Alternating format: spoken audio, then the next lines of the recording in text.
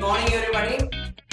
So, friends, welcome to all of you in the esteemed Commerce Academy, Dishwara Bhandari Professional Academy. आपका सबका स्वागत है.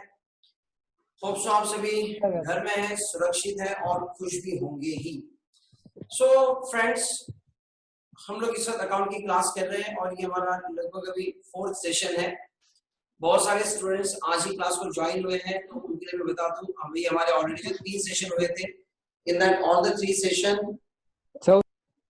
हमने जो डिस्कशन किया, पहले सेशन में हमने डिस्कस किया कि व्हाट इज अ कॉमर्स, मतलब एग्जैक्टली आपने जिस डायरेक्शन में आप लोग आगे जा रहे हैं तो उस कॉमर्स का मतलब क्या होता है. इन शॉर्ट मैं आपको बता दूं सर, अगर कॉमर्स का मतलब क्या होता है कि जो मैन्युफैक्चरर होता है जिसने गुड्स मैन्युफैक्चर किया है, किसी चीज का प्रोडक्शन किया है, तो जो गुड्स उसने प्रोड्यूस किए वो अल्टीमेटली कस्टमर तक पहुंचने चाहिए. अगर किसी ने कोई चेयर मैन्युफैक्चर की है, पंजाब में किसी ने चेयर मैन्युफैक्चर की है और अगर हम उसे महाराष्ट्र में यहाँ पर यूज कर रहे हैं, तो जो चेयर वहां मैन्युफैक्चर की है वो चेयर हम यहाँ यूज कर रहे हैं. मतलब कोई ना कोई माध्यम है जिसकी वजह से वो चेयर हमें यहाँ पर यूज कर रहे हैं. ना हम पंजाब जाते हैं सर लाने के लिए और ना ही पंजाब का मैन्युफैक्चर आके डोर टू डोर हमें बेचता है. हम लोग उस चेयर को खरीदते हैं रिटेलर से, रिटेलर खरीदता है होलसेलर या डिस्ट्रीब्यूटर से और डिस्ट्रीब्यूटर खरीदता है मैन्युफैक्चरर से. तो ये पूरा सिस्टम होता है. मैन्युफैक्चरिंग के बाद there is a manufacturer, there is a distributor, wholesaler and then retailer, और रिटेलर से हम लोग खरीदते हैं. ठीक है. अब ये हो गए sir traders, these all are the traders. And इसके बाद ये सारे ट्रेडर्स हो गए. एंड उसके बाद क्या होता है सर, इसमें कुछ सर्विसेज की जरूरत पड़ती है आपको. मेरी रिक्वेस्ट है सभी से, प्लीज आप अपना स्पीकर ऑफ रखें, अपना वीडियो भी ऑफ रखें और घर में सोते हुए लेक्चर को ना देखें, सोते लेक्चर को ना देखें. एक लड़की मैं देख रहा हूँ यहाँ पर स्क्रीन पर, आपको सारा क्लास देख रहा है, आप आपके बेड पर सोकर आप लेक्चर देख रहे हैं. आप प्लीज आराम से उठकर बैठिए. ठीक है.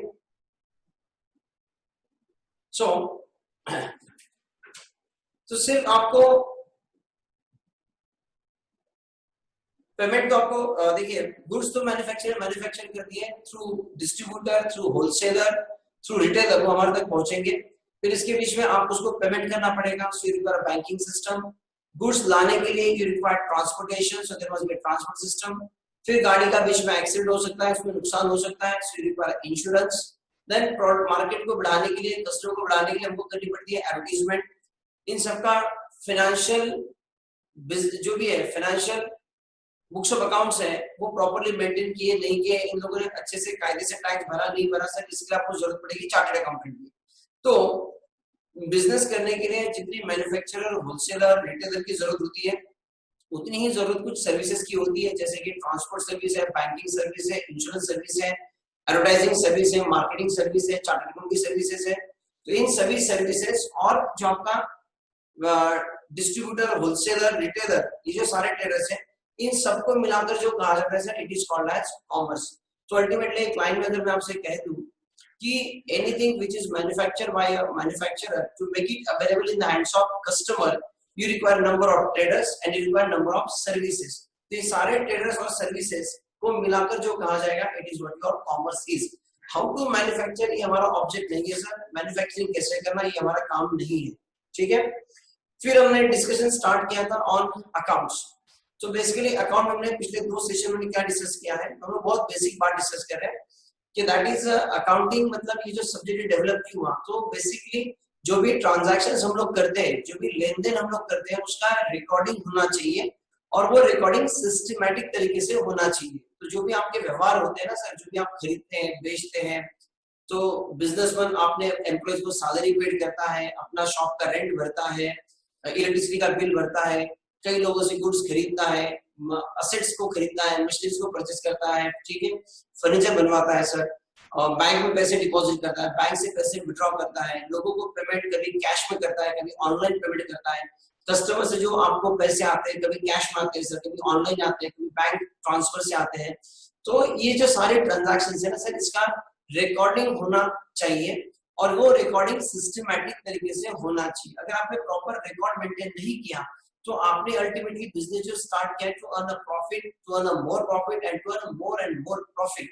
तो आपके बिजनेस का प्रॉफिट कितना है ये आपको नहीं समझ में आएगा, आपके बिजनेस की क्या फाइनेंशियल पोजीशन है ये आपको समझ में नहीं आएगी, और ये आपको तभी समझ में आएगी अगर आप आपके सारे ट्रांजैक्शंस को बहुत अच्छे से रिकॉर्ड करेंगे। ठीक है, फिर अगले सेशन, तो हमने सेकंड सेशन में डिस्कस किया था अकाउंटिंग की जरूरत क्या है। थर्ड सेशन में डिस्कस किया था कि what is mean bye transaction, जो हमने पिछले सेशन में डिस्कस किया था। ट्रांजैक्शन का मतलब क्या होता है? ट्रांजैक्शन मतलब when one person gives something and in return receives something, and whatever we given and receiving, if it can be expressed in terms of money, it is called as transaction। जब आप कुछ देते हो और जब आपको कुछ मिलता है, जो भी आप देते हो लेते हो, अगर उसे आप रुपए पैसे में अगर काउंट कर सकते हैं, then it is called as transaction। So simple सी बात है सर, समझो कि इस वक्त आप मुझे कोचिंग सर्विस दे रहे हैं, ठीक है, मैं आपको पढ़ा रहा हूँ, तो आपके पॉइंट ऑफ व्यू से देखें तो सर आप क्या ले रहे हैं? आप ले रहे हैं सर मेरी कोचिंग सर्विस, बदले में आप इसका करेंगे पेमेंट, बराबर है, मतलब आपको मिल रहा है कोचिंग सर्विस और आप दे रहे हैं सर उसके फीस, तो ये आपके और मेरे बीच में क्या हुआ? ट्रांजैक्शन। ये आपके लिए भी ट्रांजैक्शन है, ये मेरे लिए भी ट्रांजैक्शन है, because we give something, we receive something. Sir what you receive is a coaching service, what I give is a coaching service, ठीक है, what you give is cash, what I receive is cash. जो मैं आपको दे रहा हूँ वो आपको मिल रहा है, जो आप दे रहे हैं सर वो मुझको मिल रहा है, ठीक है। इसी तरह से सर समझो कल्चर के, आपने आपके बिजनेस में कोई एम्प्लॉय है, समझो आप डॉक्टर के पास चले गए, आप डॉक्टर के पास गए, डॉक्टर ने आपको चेकअप किया, फिर आपने डॉक्टर को फीस दी, बराबर है। अब इस केस में डॉक्टर ने आपको बेसिकली मेडिकल सर्विस प्रोवाइड की, आपका चेकअप किया, जो भी उसके हिसाब से उसने आपको प्रिस्क्रिप्शन दे दिया, तो doctor render the service to you and for that you are making a payment. तो आपको सर्विस मिली और आपने पैसे दिए, तो ये ट्रांजैक्शन आपके लिए भी है और उस डॉक्टर के लिए भी है। कल चल के आपने गाड़ी खरीदी सर, आपने गाड़ी खरीदी, आपने टू व्हीलर खरीदी, ठीक है, अभी मान लीजिए सर आपने 70,000 की टू व्हीलर खरीदी, so you purchase a two wheeler, मतलब आपको क्या मिला सर? आपको टू व्हीलर मिली, आपने उसके पैसे दिए, so you receive two wheeler and what you give is a cash, so this is what transaction for you as well as to that dealer from whom you made a purchase। तो जब भी आप कुछ देते हैं और आप लेते हैं, उसका जो भी आप देते लेते sir, it can be, you can give goods, you can give service, anything sir, if it can be expressed in terms of money, it is called as transaction। अगर वो रुपए पैसे में काउंट नहीं हो सकता तो इट इज नॉट ट्रांजैक्शन, ठीक है। तो जो रुपए पैसे में काउंट होते हैं उसी को हम लोग इकोनॉमिक एक्टिविटी कहते हैं, और जो रुपए पैसे में काउंट नहीं हो सकता it is called as a non economic activity. Okay, so यहाँ तक की हम लोग बात कर चुके थे। तो ये बात मैंने खास उन बच्चों के लिए की है जो बच्चे अब तक हमारे क्लास में ज्वाइन नहीं हुए थे, जो आज से हमारे क्लास में ज्वाइन हुए हैं, इसलिए मैंने ये बात सारी की है। सभी बच्चों को एक बार मैं फिर से बता दूं, क्लास को जब आप ज्वाइन हो जाएं तो प्लीज मेक श्योर कि आप लोग बराबर टाइम से ज्वाइन हो जाएं। मैं बराबर आपको 8:55 को मैं आपको बराबर आईडी और पासवर्ड भेजता हूँ। ग्रुप पर 8:55 को 8:50 से कुछ लोग शुरू कर देते sir ID password, please do remember sir, I am a very responsible person, मैं अपनी जिम्मेदारी को बहुत अच्छे से समझता हूँ। सो आप ग्रुप पर कोई भी मैसेज ना डालें आईडी और पासवर्ड को लेकर, वो आपको मिल जाएगा, ये मेरी जिम्मेदारी है। और प्लीज मेक श्योर कि आप 9:05 के पहले आप लोग ज्वाइन कर लें, क्योंकि क्या होता है बच्चे बाद में, अभी भी 8 बच्चे वेटिंग पर है इस वक्त, 8 बच्चे इस वक्त अभी भी वेटिंग पर है जो कि ज्वाइन कर रहे हैं। तो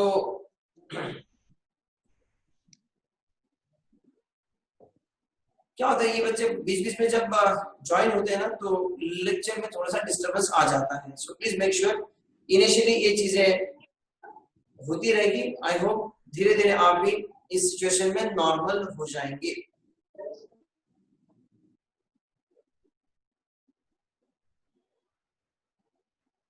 चलिए sir, let's come to the next part. अगला डेफिनेशन में आज डिस्कस करना है।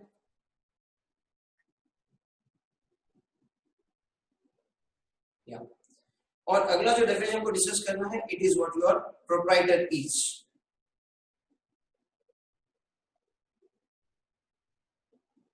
The second part, second definition we are going to discuss, it is proprietor।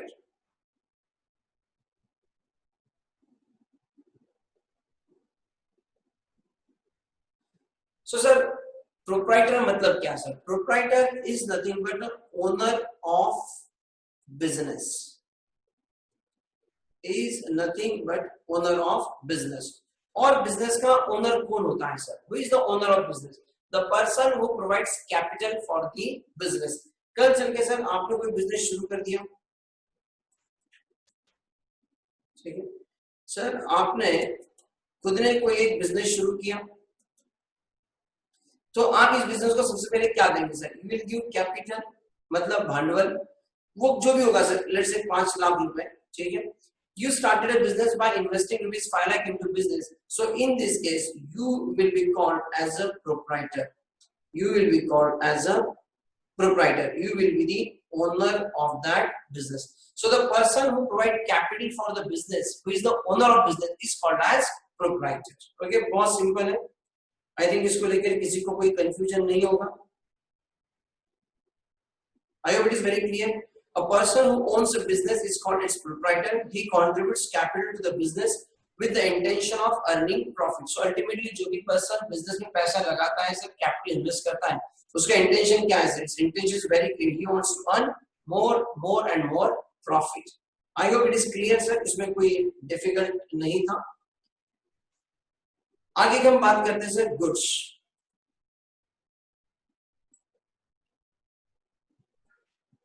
क्या बच्चे आप बता पाएंगे गुड्स किसे कहा जाता है? What is mean by goods? ध्यान रखिए सर, हम लोग गुड की बात नहीं कर रहे। गुड जो आप इंग्लिश में पढ़ते हैं सर, उसका मतलब होता है अच्छा, ठीक है सर, हम इस गुड की बात नहीं कर रहे। We are talking about goods.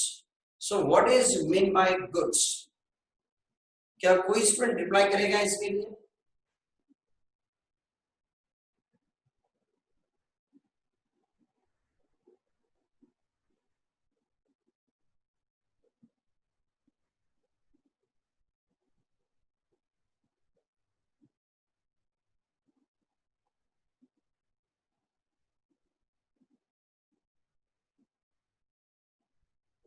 हाँ sir, what is mean by goods?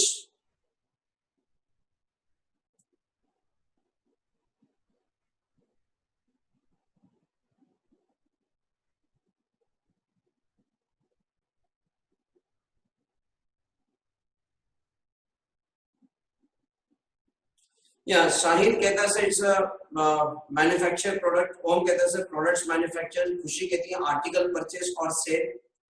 Athar कहते हैं सर थिंग्स या फिर सामान जिसको हम कहते हैं sir. Darshan commodities to be sold. Vidhi product produce by company.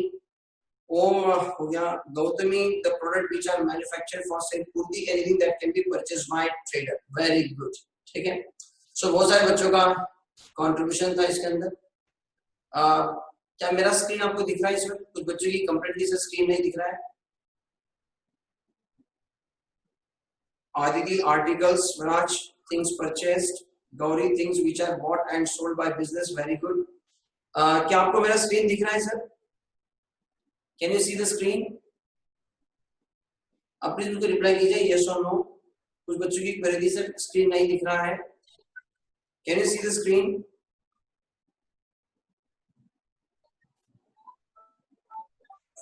Prateek,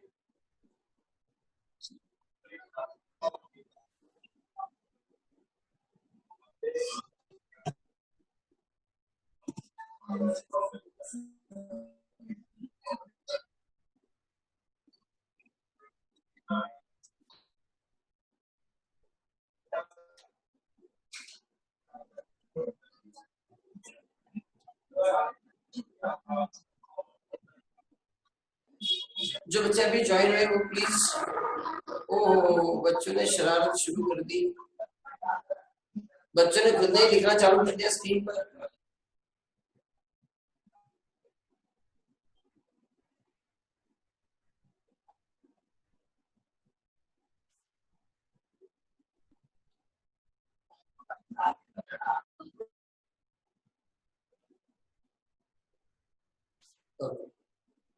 So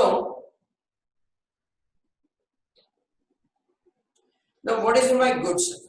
Goods, it means any article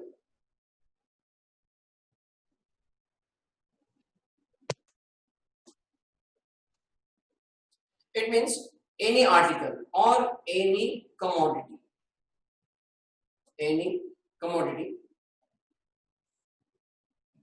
manufactured by manufacturer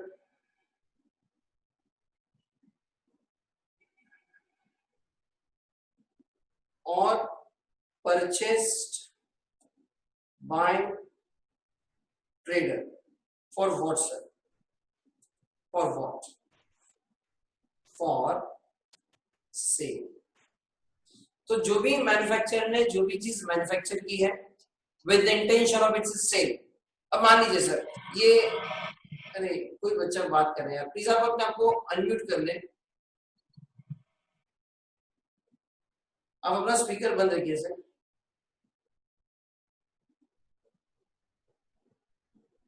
okay. So any manufacturer manufacture anything for the purpose of sale. अब मान लीजिए सर ये pen इस वक्त मेरे पास है, ठीक है. ये पेन आप देख रहे होंगे.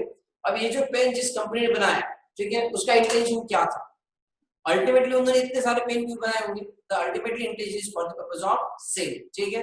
इस वक्त आप जिस लैपटॉप या फिर मोबाइल से आप मेरा लेक्चर ज्वाइन कर रहे हैं सर, ये जो मैन्युफैक्चर किया, ये जो लैपटॉप, ये मोबाइल जिस कंपनी का बनाया है, उन्होंने ये क्यों बनाया? With the intention of its sale. उन्होंने कोई स्टॉक करने के लिए थोड़ी ना बनाया, ठीक है. जिस चेयर पर आप इस वक्त बैठे हो, वो चेयर जिसने मैन्युफैक्चर की है, वो मैन्युफैक्चर क्यों की है? For the purpose of sale. उसे कोई अपने घर में नहीं रखनी थी, बराबर, उसको कोई स्टॉक करके नहीं रखना था. So he manufacture for the purpose of sale. तो जो भी मैन्युफैक्चरिंग आपने किया है और उसका इंटेंशन ये है कि after manufacturing it is to be sold, it is called as goods. ठीक है. अब ये मैन्युफैक्चरर ने मैन्युफैक्चर किया for the purpose of sale. At the same time क्यों अटक रहे हो भाई? क्यों अटक रहा है? अब थोड़ा सा आपका नेट कनेक्शन का प्रॉब्लम हो सकता है, बाकी मेरे साइड से आज कोई इशू नहीं है. So here then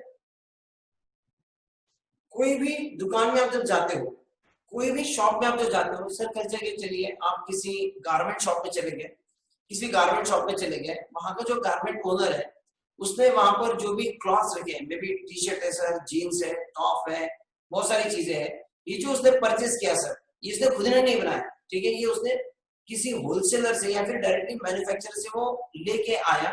Why he purchased that thing? He purchased again for the purpose of sale. उसे भी आगे उसको बेचना है, बराबर है. So whatever be the purchase by a trader. Trader माने कौन सर? ट्रेडर माने वो व्यक्ति जो गुड्स खरीदता है, बनाता नहीं है सर, बनाता नहीं है. जैसे आपका स्टेशनरी का दुकानदार है ना, आप सिंपल देखिए, कैमलिन कंपनी आप सबको पता है, कैमलिन कंपनी स्टेशनरी बनाती है. So Camlin company is a manufacturer. Camlin company is a manufacturer. फिर ये कैमलिन कंपनी आगे क्या कर रही है? कैमलिन कंपनी आगे होलसेलर को, होलसेलर से रिटेलर को, और रिटेलर से कस्टमर को. अब ये कैमलिन कंपनी ने क्यों बनाया? What is the intention of Camlin company? इनका मैन्युफैक्चरिंग इंटेंशन क्या था? इनको भी क्या करना था? आगे इसे सेल करना था. अभी ये होलसेलर ने क्यों परचेज किया? क्योंकि इसे भी आगे क्या करना है? सेल करना है. होलसेलर ने रिटेलर को बेचा, रिटेलर ने क्यों खरीदा सर? आगे भी उसे आगे सेल करना है. सो अल्टीमेटली मैन्युफैक्चरर या फिर ये जो होलसेलर रिटेलर है, ये क्या कर रहे हैं सर? यार ये है ट्रेडर्स, ये मैन्युफैक्चरर नहीं है, but they are making purchase for the purpose of its resale, I can say. तो मैन्युफैक्चरर के लिए we can say it's a sale, और होलसेलर रिटेलर के लिए it is a resale actually. क्योंकि मैन्युफैक्चरर पहली बार करता हुआ है, उसके लिए सेल. ओम कर्नावट अपने आप को स्पीकर बंद रखें ताकि कनेक्टिविटी तुम्हारी अच्छी रहेगी. बेटा तुम बार बार खुद को अनम्यूट कर रहे हो, इससे प्रॉब्लम आ रही है आपको भी, ठीक है. नो, कैमलिन कंपनी ने जो किया sir, it is a manufacturing, उनका था सेल. और आगे होलसेलर ने जो किया सर, वो उसने जो खरीदा, it is for the purpose of resale, बराबर है. क्योंकि पहली बार जो होगा सर वो होगा सेल, और उसके आगे जो होगा इट इज अ रीसेल, ठीक है. So whatever we manufactured by producer for the purpose of sale, and whatever be purchased by trader for the purpose of sale, or you can say resale, whatever that thing it is purchased or manufactured, it is called as goods. ठीक है. सो खरीदने का या manufacturing करने का intention क्या है sir? Intention अगर आपका बेचना है, तो जो भी आपने इस इंटेंशन से बनाया या खरीदा है, that is called as goods. अभी मान लीजिए सर मारुति कंपनी, ठीक है। अभी मारुति कंपनी ने क्या किया सर, मारुति कंपनी ने कार मैन्युफैक्चर की सर, कार मैन्युफैक्चर की, ठीक है। तो हियर उनका इंटेंशन क्या है, सेल। तो ये कार जो है सर, ये कार जो है ये इनके लिए क्या है, इट इज देयर गुड्स, ठीक है। अब मान लीजिए सर मैं देशरा सर, ठीक है, परचेस्ड कार, मैंने कार परचेस की, मैं सर हूं, टीचर हूं, बच्चों को पढ़ाना मेरा काम है, मैंने कार खरीदी। नाउ प्लीज टेल मी, मैंने कार खरीदी, क्या ये मेरे लिए गुड्स है क्या, is it goods for me sir, क्या ये मेरे लिए गुड्स है, क्या ये मेरे लिए गुड्स है। जानवी से नो, विधि नो, साहिल नो, जानवी से यस, गौरी नो, आभा नो, गौरेश नो, पूर्ति नो, राशि से यस, श्रद्धा से नो, गौतमी नो, आदिति से यस, पलक से नो, ओम से यस। बेटा ओम तुम्हारा बंद रखो यार, आप प्लीज आपका स्पीकर बंद रखिए, मुझे ना सबका चेक करना पड़ेगा, उसमें बहुत समय निकल जाएगा फिर, ठीक है। अच्छा, तो काफी मिला जुला आंसर ना, some saying yes it is a goods, ये गुड्स है, सम कहते हैं नो। अब ध्यान से सुनिए सर, मैंने कहा कि हमने परचेस किया, इट्स ओके फाइन सर, लेकिन सर मैंने जो कार परचेस की इसका इंटेंशन क्या था, और मैंने बातों बातों में मैंने आपको बता दिया सर, मैं एक सर हूं और आपको बच्चों को पढ़ाना मेरा काम है सर, मैं पढ़ाना ये मेरा काम है। मैंने कार खरीदी सर, वो मैंने अपने पर्सनल पर्पस के लिए परचेस की, कार जो मैंने खरीदी अपने पर्सनल पर्पस के लिए की है, अपने घर से एकेडमी आ सकूं, मैं कहीं बाहर जाना है तो मैं जा सकूं, उस पर्पस के लिए मैंने कार खरीदी है। सो कार मैंने बेचने के लिए नहीं खरीदी है ना। So in this case do remember, ये मेरा गुड्स नहीं है, this is correct answer. I get the point here, no is a correct answer, क्योंकि मैंने जो खरीदा वो मैंने बेचने के लिए नहीं खरीदा, ठीक है, उसका इंटेंशन मैंने उसे अपने आप यूज करने के लिए खरीदा। So accounting point of view sir ये मेरे लिए गुड्स नहीं है। हाँ, मारुति कंपनी ने जो मैन्युफैक्चर किया वो उन्होंने मैन्युफैक्चर किया आगे सेल करने के लिए। तो मारुति वाले क्या करेंगे सर, मारुति वाले आगे इसे डिस्ट्रीब्यूटर को बेचेंगे, बराबर है, और डिस्ट्रीब्यूटर से मैं खरीदूंगा। तो डिस्ट्रीब्यूटर के लिए ये कार गुड्स है, क्योंकि उसने डिस्ट्रीब्यूटर ने मारुति कार जो खरीदी उसका इंटेंशन आगे बेचना था। मारुति कार ने मैन्युफैक्चरिंग किया बेचने के लिए, डिस्ट्रीब्यूटर ने मारुति कार वालों से खरीदा बेचने के लिए, लेकिन मैंने जो खरीदा सर वो मैंने बेचने के लिए नहीं खरीदा। तो कार जो है वो मैन्युफैक्चरर के लिए, डिस्ट्रीब्यूटर के लिए गुड्स है, लेकिन वो मेरे लिए गुड्स नहीं है, क्योंकि खरीदना मतलब गुड्स नहीं होता है सर, उसका आगे का इंटेंशन और इंपॉर्टेंट है। चलिए अगला एग्जांपल लीजिए, समझो आपने सर आप नोटबुक खरीदे हो स्टेशनरी वाले से, ठीक है, आप मुझे एग्जांपल मैं आपको बताता हूं सर, देखिए कैमलिन कंपनी, फिर आपका रिटेलर जहां से आप ये स्टेशनरी खरीदते हैं, ठीक है, और आप स्टूडेंट सर,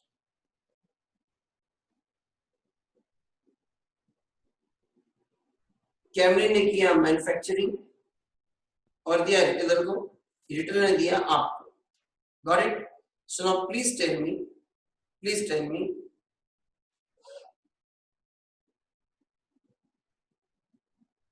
ये किसके किसके लिए गुड्स है, आप मुझे बताइए सर, किसके किसके लिए गुड्स है, for whom it is a goods. जो भी स्टेशनरी सर, नोटबुक समझो, नोटबुक है, कैमलिन ने मैन्युफैक्चर की, ये किसके लिए गुड्स है, for whom it is a goods.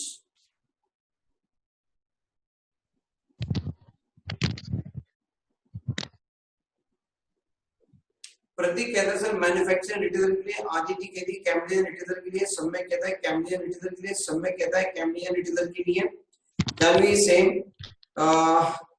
यश कहता है सर मैन्युफैक्चरर के लिए, संबंधी Camlin company retailer. Yes, very good your answer.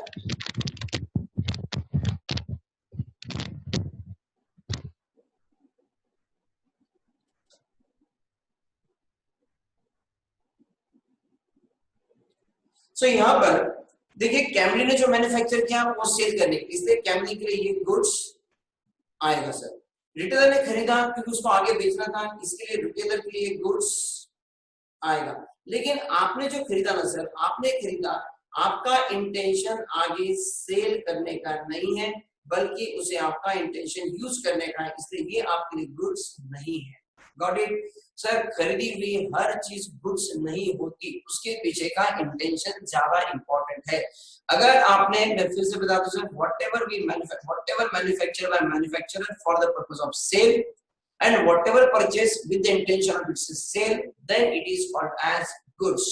खरीदते वक्त, मैन्युफैक्चर करते वक्त अगर आगे बेचना ही अगर आपका ऑब्जेक्ट है तो सर ये आपका गुड्स कहलाएगा।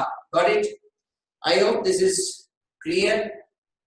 अब देखिए सर, आइए इसके ऊपर आपको क्या दिया है, यहाँ पर हम जरा इसको पढ़ते हैं।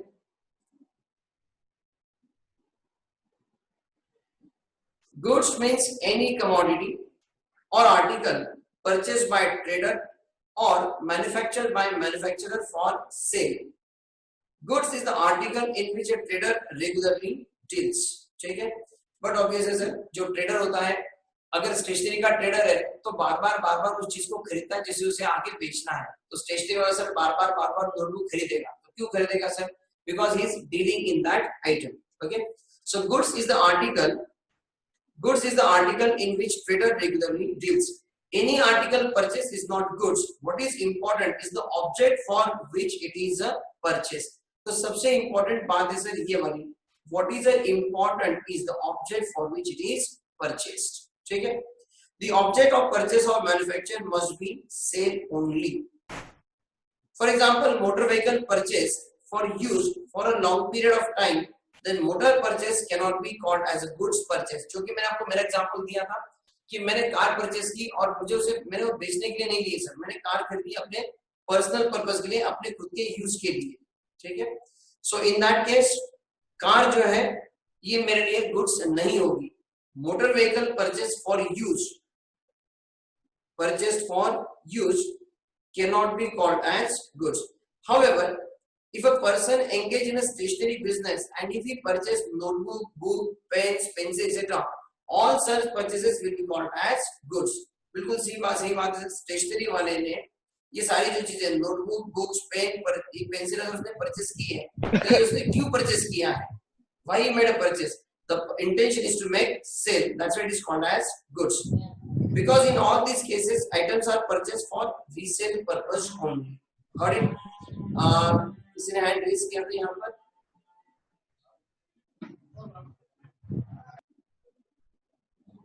किसी ने हैंड रेज किया था अभी? जस्ट अभी यहाँ पर पॉपअप आया था। Yes sir. हाँ बोलो, क्या था आपका क्वेरी? सर लाइक अगर हमने कार खरीदी है और उसको 2-4 साल यूज करने के बाद हमें फिर से उसको बेचना है, तो फिर वो गुड होगा हमारे लिए? हाँ देखो बेटे, तुम्हारा नाम क्या है? समृद्धि की क्वेरी ये है कि सर हमने कार आज तो खरीदी, लेकिन वो कार कभी ना कभी हम बाद में बेचेंगे ही, क्योंकि 2-4-6 साल के बाद वो कार खराब हो जाएगी या फिर कोई नया मॉडल मार्केट में आएगा। ठीक है? और फिर हमने जो कार परचेस की है सर, वो कार हम बेचेंगे। सो आज मैंने कार परचेस की एंड आफ्टर 4 ईयर सोल्ड, तो सर हमने ये कार 4 साल के बाद बेची, तो क्या सर इस केस में कार गुड्स होगी क्या? द आंसर इज नो, क्योंकि जिस वक्त मैंने खरीदा सर, उस वक्त मेरा इमीडिएट इंटेंशन क्या है? क्या इमीडिएटली मैं ये सोच रहा हूँ कि नहीं यार आज ये ना शोरूम से मैंने कार ले ली है और मैं ना 4 दिन के बाद कोई अच्छा सा ग्राहक मिल गया कि इमीडिएटली बेच दूंगा? Sir definitely we are not purchase car for the purpose of immediate sale. Yes, no doubt sir, no doubt.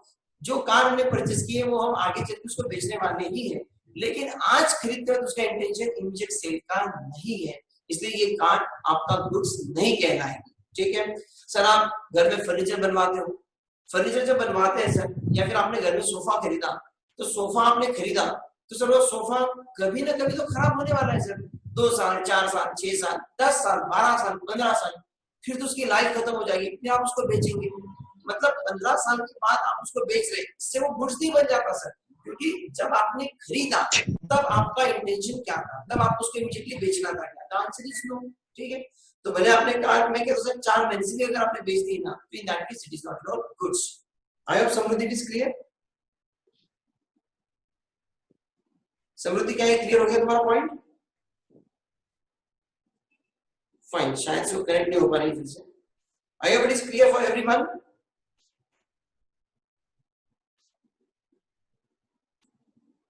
कोई डाउट किसी को? या क्लियर? समृद्धि शायद तुम्हारा स्पीकर भी ऑन है, उसे बंद कर देना प्लीज। ओके, आगे बढ़ते sir. So what are the features of goods? अब वही चीज सर फिर से रिपीट में आएगी। Following are the features, it must be any commodity sir, ठीक है। It must be either manufactured or purchase and held only for the purpose of its resale or to be used for production. हाँ sir, एक line इसमें आ गई, to be used for production. अब इसका मतलब क्या हो गया? इसका मतलब ये हो गया, अभी समझो सर कोई मैन्युफैक्चरर है, okay,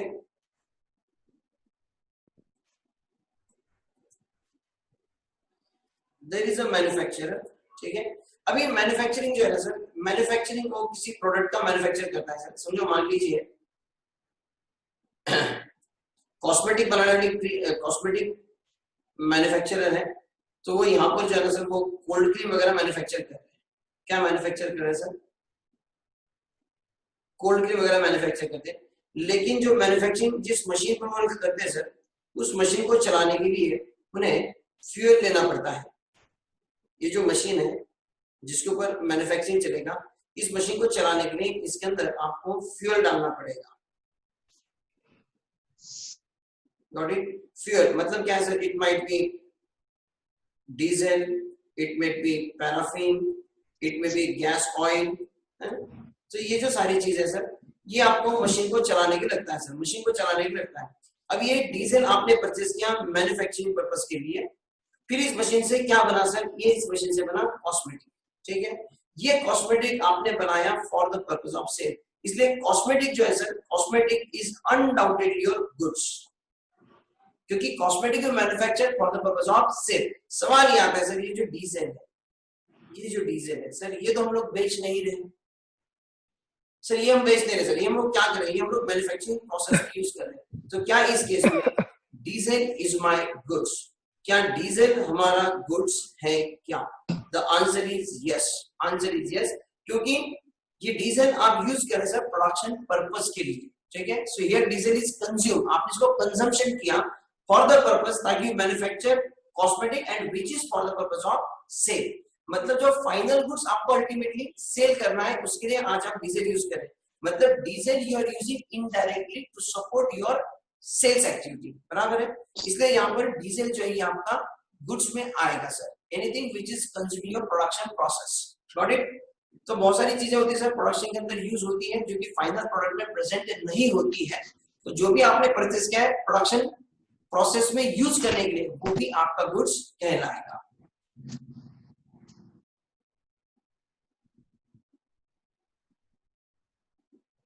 is this very clear?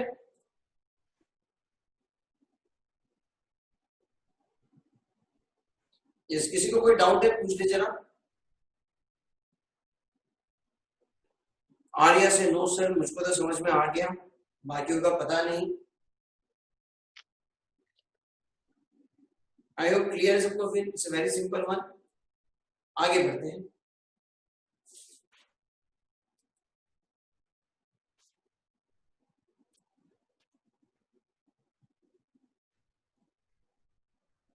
आइए सर, अभी यहां से आगे कुछ आपके स्पेसिफिक कॉमर्स रिलेटेड वर्ड्स अब यहां से आगे आएंगे। अब तक बहुत सिंपल था सर आपके लिए, यहां से आगे भी सिंपल ही है, बट ये वर्ड्स टेक्निकली हमारे यहाँ पर यूज होते हैं। अब तक जो हमने कहा सर प्रोप्राइटर मतलब owner of the business, goods, है ना, ये चीजें नॉर्मली हम लोग यूज करते थे। अब हम लोग कुछ स्पेसिफिक अकाउंटिंग टर्म्स, कुछ स्पेसिफिक अकाउंटिंग वर्ड्स हम लोग यहाँ से आगे डिस्कस करेंगे, ठीक है। सो सबसे पहले क्या होता है सर? सबसे पहले हम लोग डिस्कस करें सर लायबिलिटीज, ठीक है। लायबिलिटीज, लायबिलिटीज का मतलब क्या होता है सर? लायबिलिटीज का मतलब क्या होता है?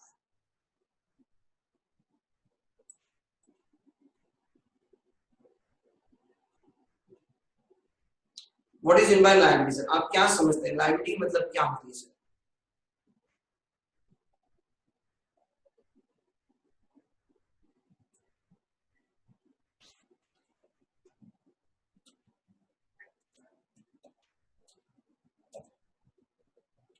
लायबिलिटीज मतलब देना सर, ठीक है। किसी को कुछ तो हम पैसे जो देते हैं सर, बिकॉज हमारे ऊपर कोई ऑब्लिगेशन है, हमारे ऊपर कोई ऑब्लिगेशन है, हमारे ऊपर बाइंडिंग है, और उसकी वजह से हम लोग जिसका पेमेंट करते हैं सर, वो हमारी क्या होती है, लायबिलिटी होती है। मतलब क्या है सर, कुछ समझ में नहीं आया, मैं बताता हूँ। मान लीजिए सर, आप है सर मिस्टर ए, आपका अपना बिजनेस है, ठीक है, और मैं हूं ये देश, ठीक है। मैं एक होलसेलर हूं सर, मैं कौन हूं, होलसेलर हूं, और आप एक रिटेलर है, बराबर है। अब आपने क्या किया सर, आपने मुझसे गुड्स परचेस की, आपने मुझसे खरीदा, और मैंने आपको क्रेडिट पर गुड्स दिए सर, क्रेडिट पर मैंने आपको सेल किया, मतलब आपने क्रेडिट परचेस किया ऑफ ₹10,000, कितने का, 10,000, and you agreed to pay the amount in 8 days। आपने कहा कि दिशा जी हम आपसे परचेस कर रहे हैं, और 10,000 का जो बिल है हम आपको 8 दिन के बाद दे देंगे। तो सर ये जो 10,000 रुपए ना, जो यू एग्रीड टू पे, ये आपके ऊपर ऑब्लिगेटरी है क्या? पहले आप मुझे बताइए सर, क्या आपने मुझसे जो गुड्स खरीदे उसके पैसे आपको देना बाइंडिंग है क्या? ये सुन लो, बहुत बड़ा सा सवाल है मेरा, बहुत फालतू सा सवाल है सर।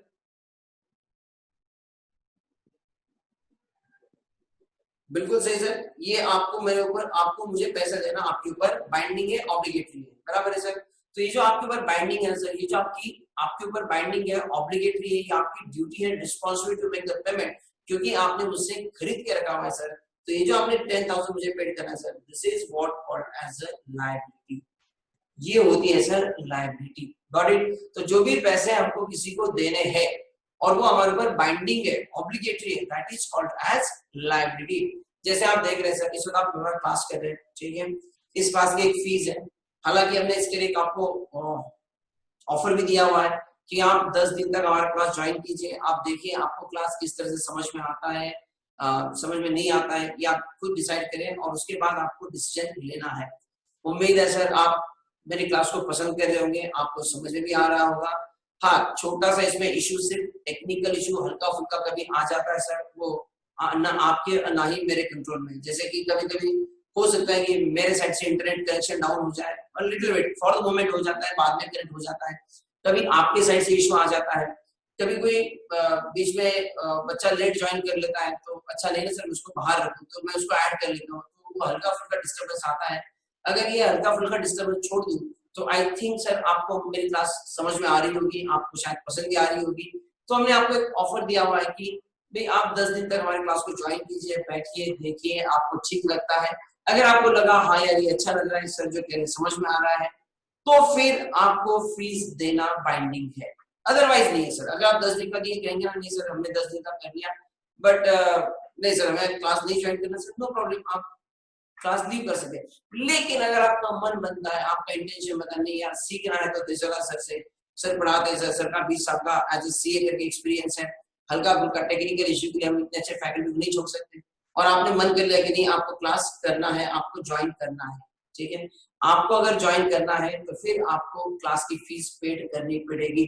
और तब जब आपको फीस पेड करनी पड़ेगी, तो जब तक आप उसे पेड नहीं करते सर, वो आपकी लायबिलिटी है, वो आपकी होगी liability, because in that case now you agree to join the class, और बदले में आप मुझसे कोचिंग ले रहे हैं, तो सर आपको भी फीस पेड करना पड़ेगा, और जो आपको देना पड़ेगा sir, that is what called as a liability. Are you getting the point here? क्या आपको समझ में आ गया?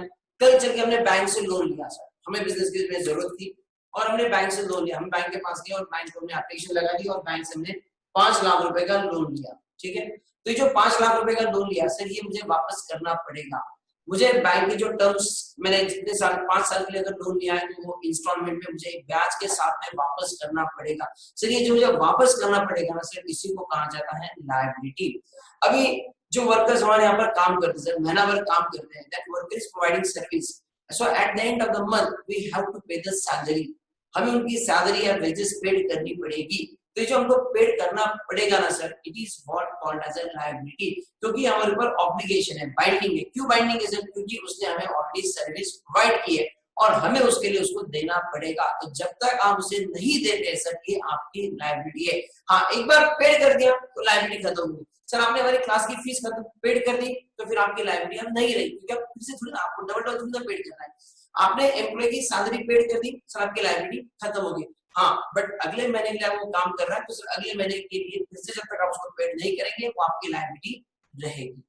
Are getting the point here, sir? What is meant by liability? Liability मतलब something obligation, something binding, and which you have to pay, and making the payment results in a cash outflow. जिसके लिए cash आपसे जाती है, that is called as liability. So please tell me बच्चा, क्या आपको ये समझ में आ गया? गर्मा कहती है यस सर, राशि कहती है यस सर। ये शायद पुराना वाले का आंसर था। क्या आपको अभी समझ में आ गया?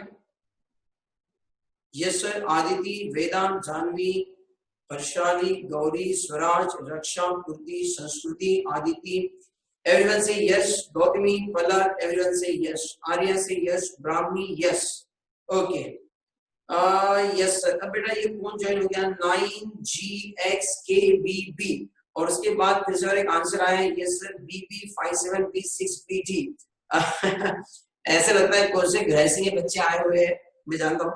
बच्चों प्लीज मैं आपसे बार बार कहता हूँ कि आप जब ज्वाइन करना, जब आप आईडी डालते हैं ना, तो आईडी के नीचे ना आपका एक नाम होता है, वहां आपने नाम डालना होता है। अगर आप नाम नहीं डालते हैं ना, तो आपका जो मोबाइल का मेक है आप उससे ज्वाइन हो जाते हैं, तो फिर हमको ये समझ में नहीं आता है कि कौन सा बच्चा एग्जैक्टली ज्वाइन हुआ है। अब मैं नहीं जानता 9G6KBB, अब इस बच्चों को समझ में आया है, वो मुझको देख भी रहा है, बट मैं नहीं जानता ये बच्चा कौन है। सो मैं फिर से आपसे कहता हूँ कि प्लीज आप अपने नाम से ज्वाइन करते जाइए ताकि मुझको समझेगा, ठीक है? Very good. स्वयं also say yes sir, दर्शन से yes। Okay, very good. तो सबको ये कंसेप्ट समझ में आ गया, what is mean bye liability. अब लायबिलिटी के कुछ टाइप्स होते हैं सर। क्या क्या टाइप्स होते हैं सर लायबिलिटी के?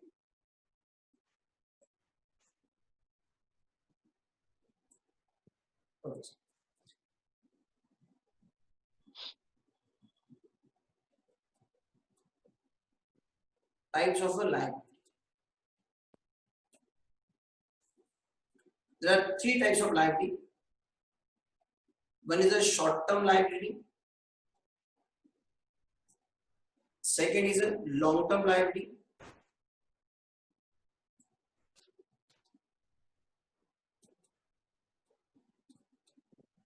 and third is a contingent liability.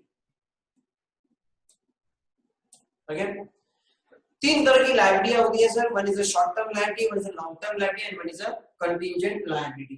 No, what is mean by short term liability? बहुत सिंपल है। Any amount which is payable within 1 year. ऐसी कोई भी लायबिलिटी जो कि हमको 1 साल से कम समय में पेड करनी है, उसे कहा जाएगा short term liability. That is called as short term liability. मतलब सर इसमें कौन सी आएगी? सर ऐसी कोई भी लायबिलिटी जिसको पेमेंट आपको 1 साल के अंदर ही करना पड़ेगा, उसे कहा जाएगा short term liability. For example sir, number 1, goods purchased on credit.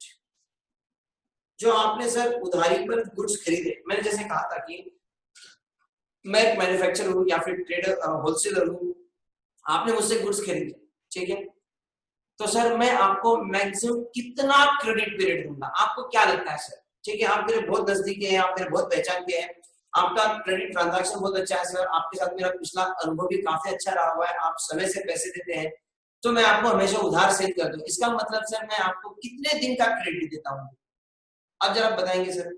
Market में अगर आप कोई चीज उधारी पर खरीदे तो आपको कोई सामने वाला पर्सन आपको कितने दिन के लिए क्रेडिट पीरियड दे सकता है? आपको क्या अंदाजा है इस बात के बारे में?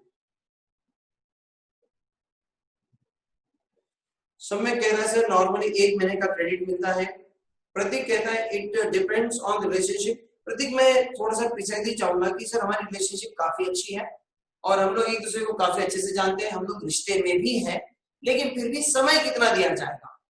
कैन यू से एनी प्रिसाइज? और कैन यू से sir period can be less than 1 year और मोर देन 1 ईयर? आप चलिए मुझे ये बात बता दीजिए। हर्षाली से सर 1 से 2 महीने, साहिल के सर मैक्सिमम 2 महीने, आदिति के लिए सर एज पर अमाउंट, अच्छा चलिए सर, आप बच्चों मुझको ये आंसर दीजिए कि आपने जो भी गुड्स खरीदा उसके लिए आपको क्रेडिट पीरियड क्या 1 साल से कम दिया जाएगा कि ज्यादा दिया जाएगा? चलिए छोड़िए सर, महीना, 2 महीने, 4 महीने, 2 हफ्ते, इसमें मत जाइए।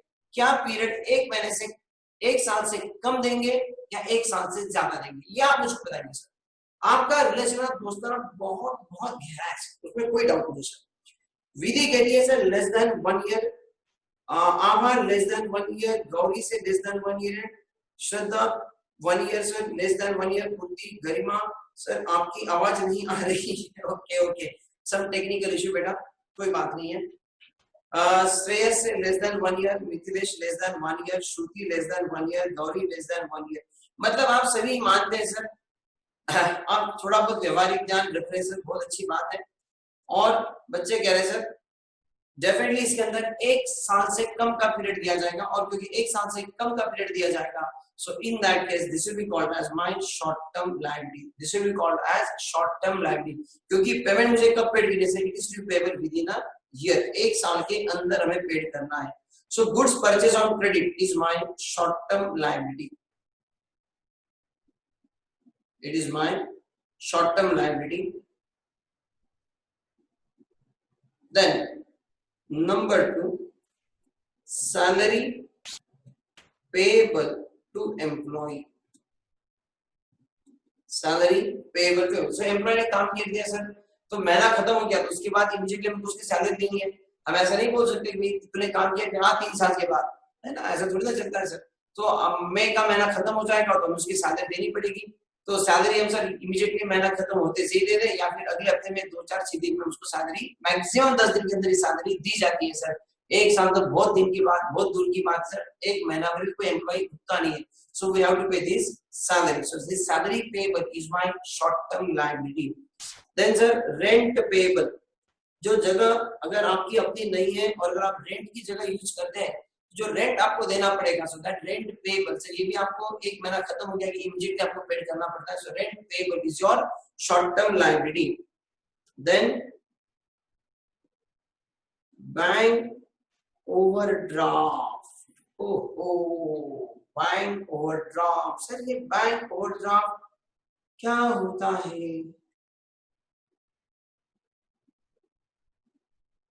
रेंट पेबल, सैलरी पेबल में किसी को कोई डाउट नहीं आएगा सर, लेकिन बैंक ओवरड्राफ्ट में डाउट आए बगैर नहीं रहेगा। क्या होता है सर बैंक ओवरड्राफ्ट? आइए सर मैं आपके सामने सिचुएशन रखता हूं, आपको समझ में आएगा। मान लीजिए सर, मुझे एक बात बताइए, आपका एक बैंक में अकाउंट है सर, ठीक है, और इस बैंक अकाउंट में सर जब मैं आपसे कहता हूं आपका अकाउंट है, मतलब आप बेसिकली एक बिजनेसमैन है, ठीक है, आप एक बिजनेसमैन है सर, आप एक स्टूडेंट नहीं है सर, आप एक बिजनेसमैन है। और बिजनेसमैन का बैंक में करंट अकाउंट होता है। बैंक के ना 2 टाइप होते हैं सर अकाउंट की, आपके समझने के लिए बता दूं sir, one is a current account और one is a saving account. तो हो सकता है कि बच्चों इस वक्त आपका जो अकाउंट है वो है सेविंग अकाउंट, ठीक है, आपका अगर बैंक अकाउंट होता, आपके पेरेंट्स ने आपका अकाउंट खोल के दिया होगा तो डेफिनेटली आपका सेविंग अकाउंट है। और एक अकाउंट होता है बच्चों करंट अकाउंट। तो बिजनेसमैन जो होता है ना, he is not going to open saving account, उसके पर्सनल पर्पस से सेविंग अकाउंट ओपन कर सकता है, लेकिन बिजनेस ट्रांजैक्शंस के लिए he is always going to open current account, ठीक है। तो इस करंट अकाउंट में क्या होता है, बार-बार दिन में कई बार कैश डिपॉजिट करता है, विथड्रॉ करता है, लोगों के चेक्स आते हैं वो उसके अंदर डिपॉजिट करता है, फिर उसके जो सप्लायर्स है जिनको उसको पेमेंट करना है उनको क्रेडिटर्स, जो उसके सप्लायर्स उनको पेमेंट करता है। पेमेंट सर आप चेक से पेमेंट कीजिए, ऑनलाइन पेमेंट कीजिए, ठीक है। तो उसके बिजनेस के सारे वॉल्यूम ऑफ ट्रांजैक्शंस काफी ज्यादा होता है इसके अंदर, तो ये करंट अकाउंट के उस पर्पस के लिए वो ओपन करता है, ठीक है। सो इन दैट केस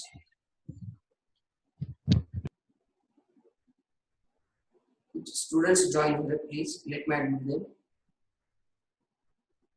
हाँ, तो ये जो करंट अकाउंट होता है, अब मान लीजिए एज ऑन टुडे सर इस अकाउंट में आपका बैलेंस है 20,000 रुपए। कितना बैलेंस है आपका? 20,000 रुपए।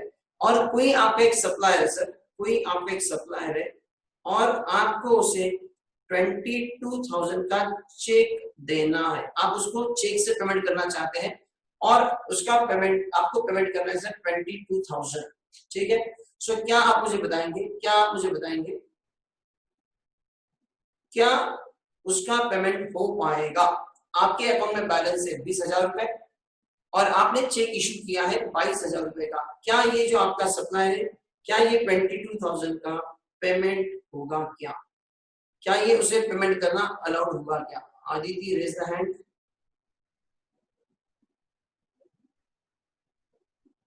आदिति आदिति भोगे या Aditi Jaju, who raise the hand?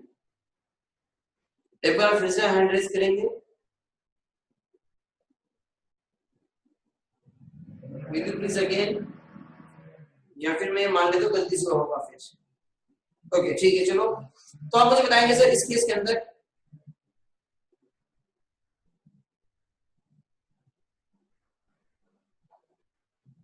क्या बैंक इसका पेमेंट करेगी क्या? आपके अकाउंट में पैसे जमा है 20,000 और आपने चेक इशू किया है 22,000 रुपए का, तो क्या इस केस में बैंक आपका पेमेंट करेगी क्या? सर आप प्लीज मुझे रिप्लाई दीजिए सर।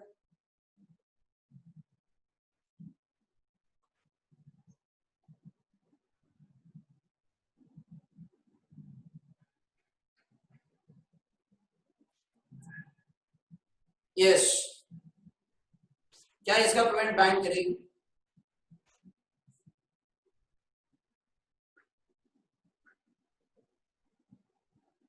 नो, बहुत सारे बच्चों ने कहा सर नो, बैंक इसका पेमेंट नहीं करेगी। तो इसके अंदर श्रुति कहती sir cheque will be bounce, Darshan कहता नो, गौरी नो, वेदांत मंत्री से yes, Aditi no sir, bank balance bank बस 20,000 दे सकती है। वो कह रही सर, आदिति कहती सर सर 22 तो नहीं लेकिन सर बैंक 20,000 जरूर दे सकती है। समृद्धि कहती है यस, श्रद्धा कहती है नो, और बहुत सारे आंसर श्रद्धा सुपेकर से नो, और मेजॉरिटी आंसर जो मेरे पास यहाँ पर है yes say no, Sahil no, Gauresh no, Janvi, Gautami, Shruti, Vaishnavi, Raksha, Arya says, everybody says no, everybody say no, but the answer is yes। हाँ सर इसका पेमेंट होगा।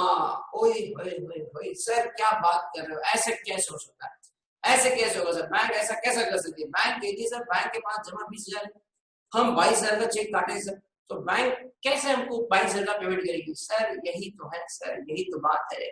क्या होता है बच्चों रियल लाइफ में, जिस बैंक के साथ आप डील करते हो, जिस बैंक के साथ आपका डीलिंग होता है, ठीक है, उस बैंक में आपका रेगुलरली आना जाना है सर, उस बैंक से आपके रेगुलर ट्रांजैक्शन है, दिन भर में आप कई चेक उस बैंक में डिपॉजिट करते हो, कई बार उस अकाउंट में ऑनलाइन डिपॉजिट होता है, आप कई बार ऑनलाइन पेमेंट करते हो, कई सप्लायर्स और पेमेंट करते हो, रेगुलरली आप उसके अंदर कैश डिपॉजिट करते हो। तो इस केस में आपका और बैंक का एक रिलेशन बन जाता है, और इस केस में बैंक आपको कभी कभी सपोर्ट करती है। तो जैसे अभी का हमारा जो केस था जहां आपका बैलेंस 20,000 रुपए है और आपने चेक इश्यू किया है 22,000 रुपए का, तो बैंक जानती है कि आप एक बैंक के बहुत जेन्युइन कस्टमर है, डेली आपका बैंक में आना जाना है, आपका मार्केट में नाम काफी अच्छा है, आप रेगुलर ट्रांजैक्शन करते हैं, रेगुलर बैंक में आपका पैसा जमा रहता है, लेकिन आज शायद आपके अकाउंट में उतना बैलेंस नहीं है जितने का आपने चेक काटा है, लेकिन बैंक कहती है कोई बात नहीं, आप हमारे रेगुलर कस्टमर है, हमें आपके ऊपर भरोसा है, फेथ है, ट्रस्ट है ना। तो बैंक क्या कहती है, बैंक आपके अकाउंट में 20,000 रुपए होते हुए भी आपका 22,000 रुपए का चेक बैंक पास कर देगी, और बैंक से आपसे इतना चाहेगी कि जो 2,000 रुपए बैंक ने आपके लिए पेमेंट किया है, बस बैंक चाहती है कि आप उसका पेमेंट जल्द से जल्द कर दें। जल्द से जल्द का मतलब होता है कि आप उसका payment next to next day आप उसको कर दें। तो 20,000 रुपए होते हुए भी आपको 22,000 रुपए का चेक आपका पास हो जाएगा। तो 2,000 रुपए जो बैंक ने आपको दिए सर, बैंक ने अपनी ओर से आपको दिए सर, इस 2,000 रुपए को कहा जाता है बैंक ओवरड्राफ्ट, इसे कहा जाता है बैंक ओवरड्राफ्ट। तो ये फैसिलिटी सिर्फ और सिर्फ करंट अकाउंट के लिए होती है। आपका सेविंग अकाउंट है और आप जाएंगे बैंक में, आपने आज सुना सर से बैंक ऐसा करती है, आपका सेविंग अकाउंट है 5,000 का जमा है और आप कहेंगे मैं भी किसी को 8,000 का पेमेंट करूंगा, सर ये नहीं हो पाएगा। सेविंग अकाउंट के अंदर ये फैसिलिटी नहीं होती है, ये फैसिलिटी सिर्फ और सिर्फ केवल करंट अकाउंट के लिए दी जाती है। तो जो बैंक का रेगुलर कस्टमर है, जिसका बैंक का बहुत अच्छा ट्रांजैक्शन है, जिसका क्रेडिट वर्दीनेस बैंक जानती है, बैंक को भरोसा है क्या ये पर्सन कहाँ भागे जाएगा, बैंक को ट्रस्ट है सर कि ये पैसा आएगा, और नॉर्मल केस में इसका पेमेंट अगले ही दिन आ जाता है सर, ठीक है, 2-4 दिन लग जाएगा। ऑन द कॉन्ट्री में आपको आगे जाके ये कह दूं कि मान लीजिए सर अब आपका बैलेंस हो चुका है -2,000 और इसके बाद भी अगर आपने कोई एक 8,000 का चेक और इश्यू कर दिया सर, क्या हुआ बेसिकली आपका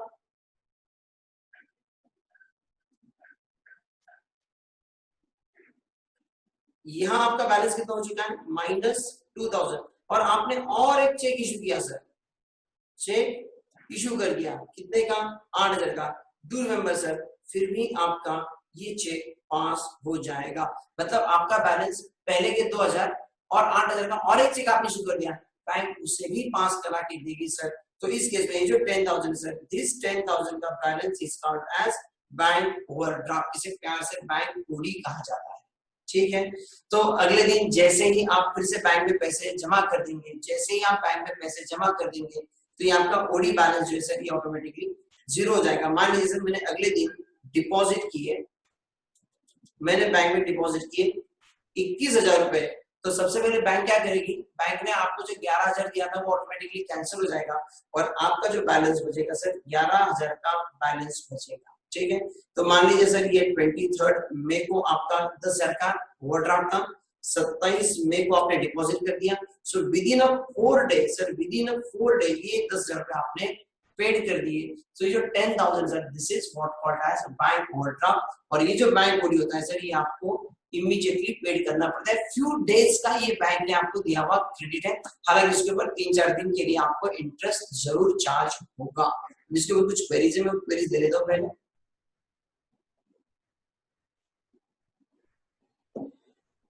पुष्कर कहता है सर बैंक कितना अमाउंट तक मनी दे सकती है। बहुत अच्छा सवाल पूछा पुष्कर ने।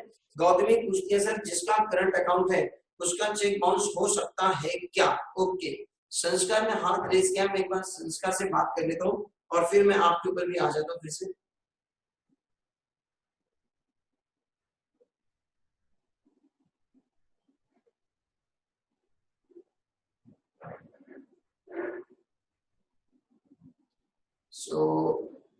संस्कार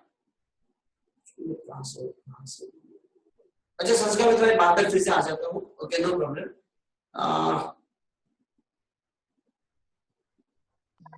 या कुछ तो गड़बड़ हो गई थी सर।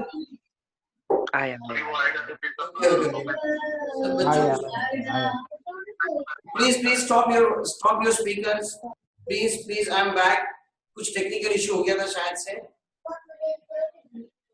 सब टेक्निकल इशू होते हैं।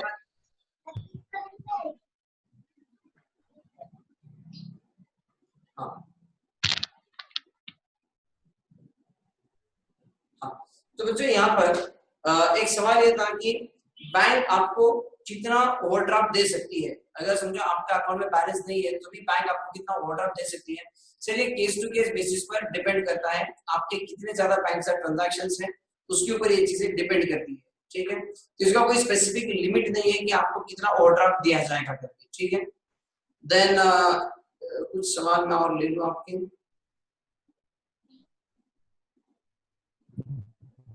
क्या सर करंट अकाउंट में चेक बाउंस हो सकता है क्या?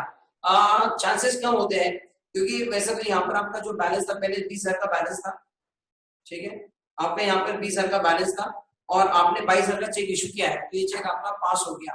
तो इन दैट केस सर आपका ये चेक बाउंस नहीं होगा। हालांकि अगर आपका ओवरड्राफ्ट आपने बहुत ज्यादा लिमिट अगर यूज कर ली, कभी कभी बैंक आपको लिमिट भी डाल देती है कि आपके अकाउंट में लोग 70,000 का लिमिट दे रहे हैं, मतलब या फिर 1 लाख रुपए का लिमिट दे रहे हैं। मतलब उस केस में ना आपके अकाउंट में बैलेंस नहीं भी रहा तो भी आप 1 लाख रुपए तक आप किसी को भी चेक इशू कर सकते हैं।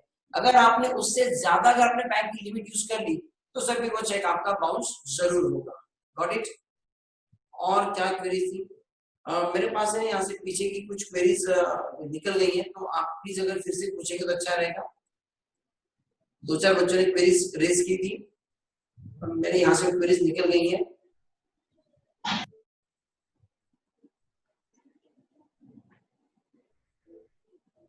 Sir, I think it is very clear. So this is what your current liability is. Okay?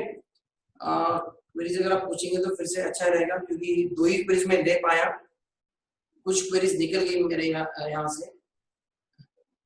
Fine sir. सो ये जो लाइबिलिटी होती है sir, any liability which is payable within a short period of time, within a period of 1 year, it is called as short term liability और current liability. रुक गया था। यश ने पूछा है सर वो 2000 रिटर्न करते वक्त बैंक इंटरेस्ट के साथ देती है या ऐसे? नहीं, उसके ऊपर बैंक को आपको इंटरेस्ट देना पड़ेगा। तो जितने दिन आपने बैलेंस रखा, 2 दिन, 4 दिन, 8 दिन, 15 दिन, तो उतने के लिए आपको इंटरेस्ट लगेगा ही सर, नो डाउट। ठीक है, देन आता है sir long term liability, and that long term liability Vaishnav Buddhi sir, अगर बैंक में हमने 1 महीने पहले ही अकाउंट ओपन किया है तो बैंक हमारा चेक पास करेगी क्या 22,000 का? सर ये डिपेंड करता है कि 1 महीने में आपने बैंक का कितना ट्रांजैक्शंस किया है। अगर 1 महीने में अगर बैंक के ऊपर आपका अच्छा इंप्रेशन जमता है, आपके रेगुलर ट्रांजैक्शंस होते हैं, डेली मान लीजिए सर आपका 5-50 हजार रुपए का डिपॉजिट होता है, विड्रॉल होता है, आपका बैंक में रेगुलर आना जाना होता है, तो बैंक आपको ओवरड्राफ्ट फैसिलिटी दे सकती है। ये समय पर डिपेंड नहीं होता है कि आपका कितने समय से अकाउंट है, डिपेंड होता है कि आपकी मार्केट में क्या पोजीशन है।